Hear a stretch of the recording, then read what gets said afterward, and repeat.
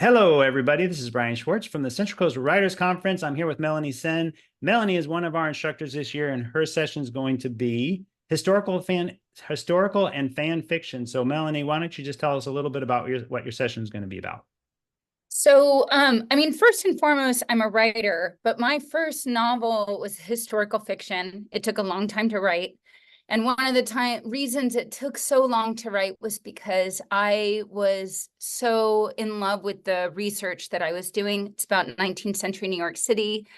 And so I really just dove in. I mean, if I wanted to write about a hospital and I didn't know how to write about it, I would get an entire book and read an entire book about hospitals.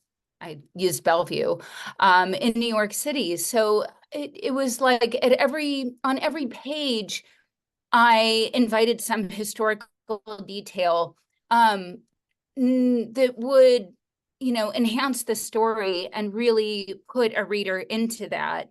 So I want to talk about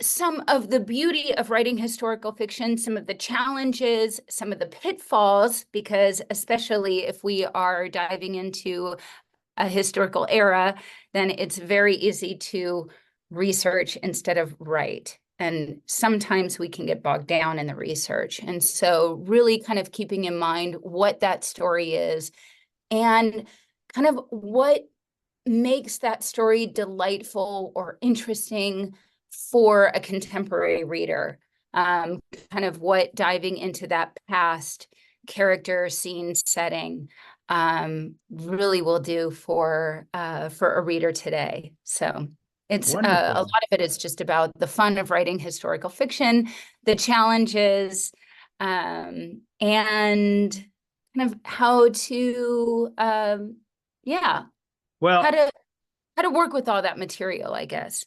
maybe mention to the folks who there's going to be an article about you in Slow Life magazine coming out the week of the conference. I'm not sure it'll actually be out in time, but why don't you share with them a little bit about Murray, because you spent 15 years writing this amazing historical fiction book that has been getting a lot of traction.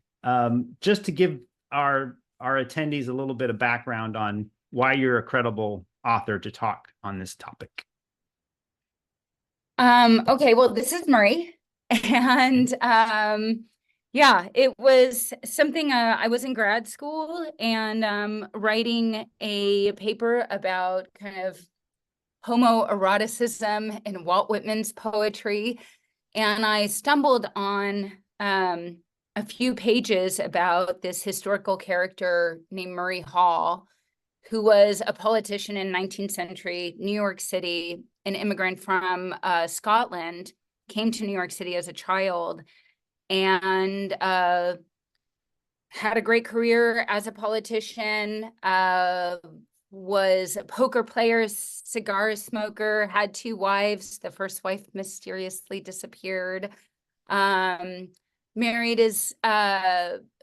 Married again and adopted his daughter, and then died in 1901. And it turned out that Murray Hall was not born male. He was born Mary Anderson in Scotland in 1940. So I had bits and pieces of this was even when I started writing this book, it wasn't like there were library databases. I actually went to New York, worked on microfiche, and found articles. And I found about a dozen articles about Murray Hall throughout his life. And so from those articles and a ton of other research, I wrote Murray's story. Yeah, it's amazing. And now you're on the Wikipedia page because there was very little information on that page. And so here you took something that was sort of lost in history, but the connection to Walt Whitman was important. And you sort of drew that parallel that how could Walt Whitman not have inspired Murray because of the fact that they lived in the same era? It's great. Actually, Murray Hall is getting like there's a gentleman in New York City who does a podcast about the Gilded Age, and he just republished a podcast about Murray Hall. And so, It's definitely out. I really hope to see Murray on the big screen someday. I mean, it's quite a story. It was really like an honor to spend that much time with Murray and really think about his life, you know? Well, and I think for attendees to find something that was sort of lost in history and bring to life is kind of the role. And I often say, I talked about in the article, did the author choose Murray, or did the Murray choose the author? Because in a lot of ways, you know, you were sort of chosen to write this book, and you had to write it, right? Because you spent so many years kind of refining it. You couldn't put it down. Well, you know, I appreciate that you say that, because the times when I felt overwhelmed by writing it, I mean, I was teaching at Cal Poly, I was raising two children, and I could barely carve out the time to write, and I would get too busy in the quarter and I would have to shelf it. And I would just think, I'm not going to be able to accomplish this. And it would always pull me back. It always pulled me back. I would pick up the manuscript and read it, and I couldn't let Murray go. I mean, Murray was with me all the time. If I was taking a hike, I was thinking about Murray. I was putting Murray in different situations, and it was the most fun way, kind of challenging way to spend time in my imagination with a character in a particular setting. Yeah, I couldn't let it go. All right. Yeah. So for those of you who will be historical fiction fans that maybe want to venture into the world of writing, there's also an aspect I asked Melanie to prepare around fan fiction, which is an often missed opportunity for writers that I want you to just talk a little bit about. And you're actually doing some research for this presentation. Maybe you just chat a little about what you've learned so far.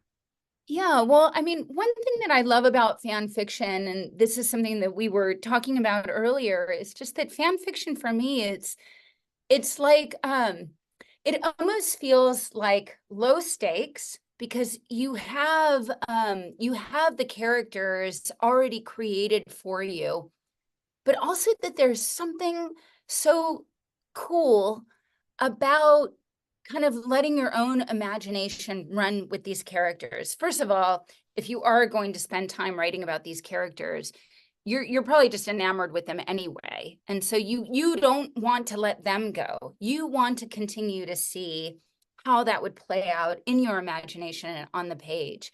Um, you know, you think about the fan fiction, like a book like Pride and Prejudice, you know, that's like classic literature. And somebody takes that and writes Pride and Prejudice and zombies, right? So it really is like having a kind of playful, even I would argue like an original take on something that already exists.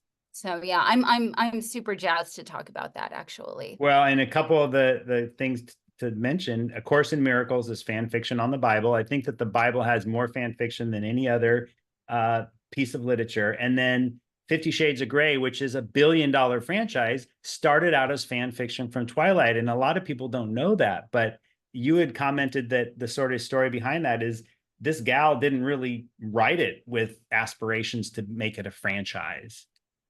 I remember E.L. James saying that when 50 Shades of Grey started getting traction, you know, her biggest aspiration was like to be able to remodel her kitchen, you know.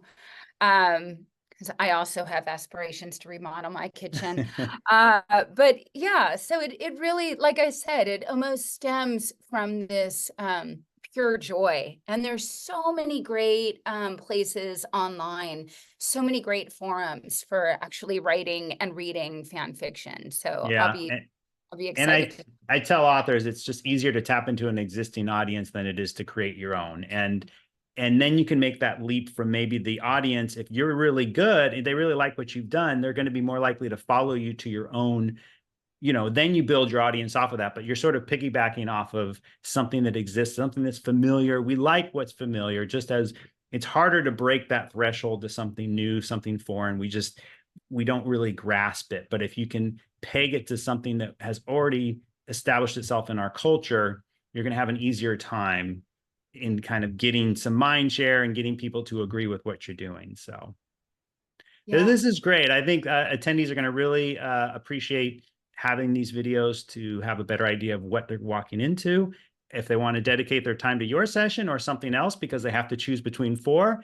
And for those of you who haven't yet signed up for the conference, it's October 5th, 2024, out at Cuesta College in San Luis Obispo from 8:30 to 5:30. And Melanie's session is currently going to be at 9 a.m.